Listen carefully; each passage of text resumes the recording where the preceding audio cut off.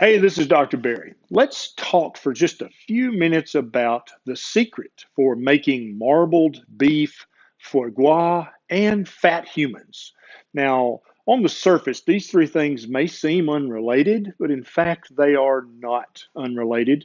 You get all three by doing exactly the same thing. And I'm going to tell you the secret about how to make all three of these things in this video.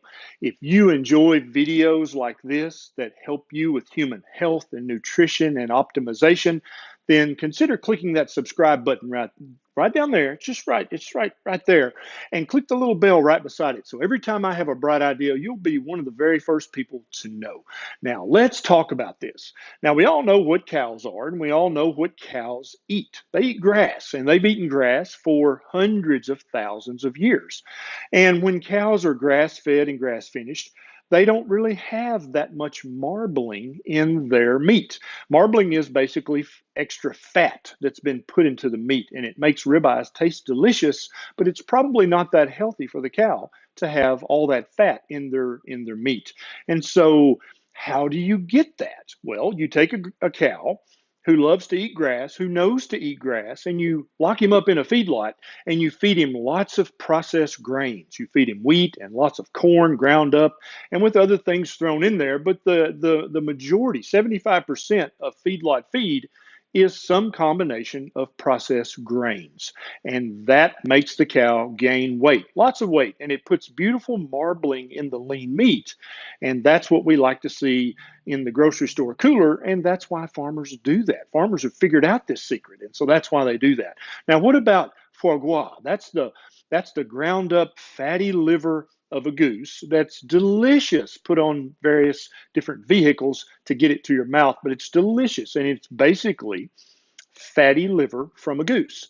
And so geese have livers, all of them do, but geese typically in their natural habitat run around and eat bugs and grass and beetles and worms. That's what their natural diet is. And they've been eating that for hundreds of thousands of years.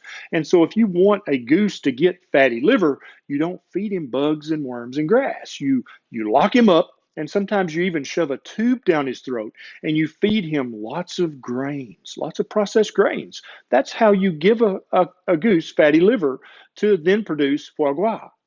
Did you know that? Yeah, that's how it's done. And it's actually a process called gavage when they stick the tube down their throat, and it's very cruel and inhumane. And I think we probably shouldn't do it, but foie gras is very tasty, and therefore many humans demand that. And the farmers know the secret about how to give a goose fatty liver. Now, what about making fat humans? If you'd like to make a fat human, then what you're going to do is you're going to take this human being that's been eating fatty meat and vegetables and occasionally some fruit. You're going to take that human and you're going to feed that human a predominant diet of processed grains. And that will make the human have marbling in their muscle, just like the cow, and also can produce fatty liver, just like in the goose. And that's how you make a fat human. And so now the secret's out. If you want to put marbling in beef, if you want to give a goose fatty liver, or if you want to make a fat human and give that human fatty liver, it's all about processed grains. And so it confuses me why many of our health experts in the US and other parts of the world recommend lots of processed grains, and they'll even call them whole grains, right? Not really whole grains very often, but even if you did feed a human a diet very high in processed whole grains, you're still going to tend to make that human gain weight and to deposit fat in their liver. And so this is why you may have seen, if you've ever seen a grass-fed, grass-finished steak, there's not a lot of marbling because that cow's naturally very lean because that cow's been eating its ancestrally appropriate diet, which is grass and leaves. And if you take a goose and just let him eat bugs and worms and grass, he won't have a fatty liver. He'll just have a normal goose liver.